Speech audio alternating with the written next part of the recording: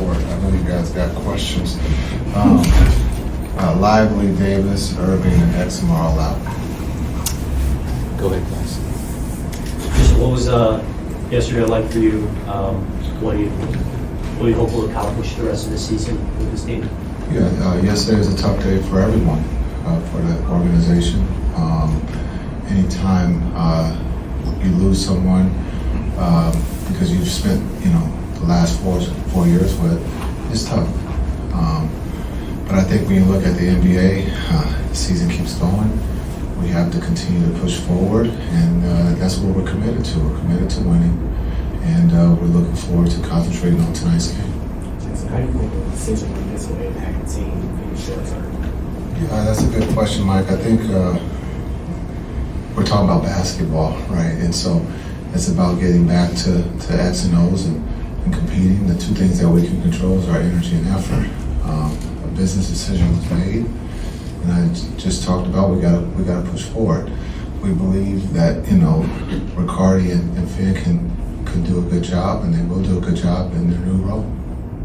Jason, how much of a voice do you anticipate having, or do you want to have, in terms of the front office decision making, especially during this period, where they're running on an interim basis? Tim, to answer that question, I think it's they're going to do their job, the front office. Again, as I said, I think we have confidence, a lot of confidence in Finn and Riccardi. If they ask me for my input, I'll be able to give it. But again, my focus is the team and making sure that we're prepared for the Suns tonight and any other game that we go forward with. And so my voice is about the players and figuring out how to get a W, and then how do we improve each day that we take the floor. And we've had some time here where we haven't had an opportunity to get on the floor, but as we go forward, we plan to spend some time on the floor so we can find a way to win. Pro athletes and coaches often talk about blocking out the external noise, but when you're coming down the stretch of a game and you're taking key free throws and fans are chanting, fire Nico, fire Nico, it's pretty hard to block out that, right? So I'm wondering if you think that this will be pressure alleviating in any way for the players not to have to deal with those distractions. I think the work backwards on that question is we'll see. We can only hope that we don't have to go through that again because it was a little disrespectful because the guys are playing hard and they're trying to win. And so with that chant when we're shooting free throws, it's very disrespectful. But understanding that they got their point across, the fans, but we have to move forward. I understand the healing process for the fans, but these guys are playing hard. Ever since the trade, these guys have given everything. We were down to 8 guys. But a lot of times we did get credit for playing hard and finding a way to get in the playing game with a lot of money in street clothes. And again, we have a lot of guys that are in street clothes. We got over, I think, $100 million sitting on the sideline.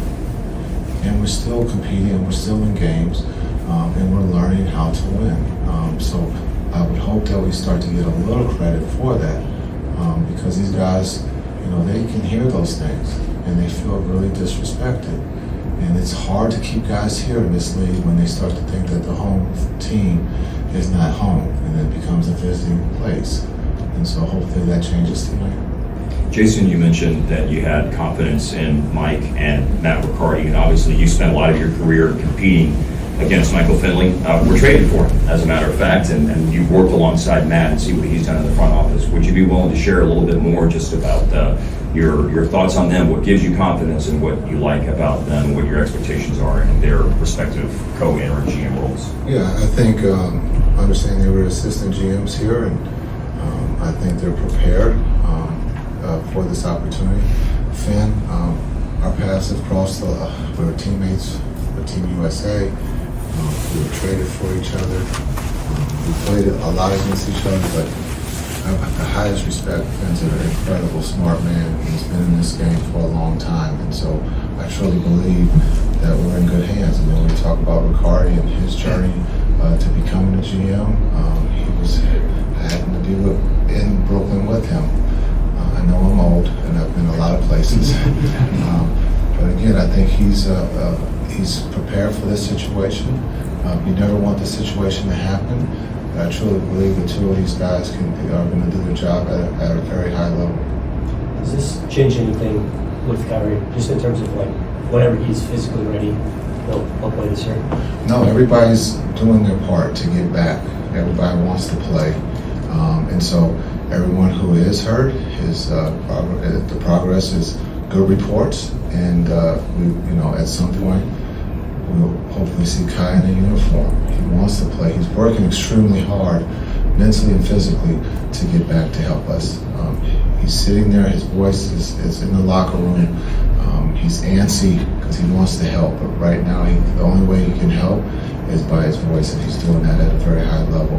AD's doing the same thing. He's working out and had another positive workout today, and so hopefully he continues to trend in the right direction, and so did D-Live, had another positive workout today, and so hopefully we can get some of these guys back in uniform and get them back into the fold.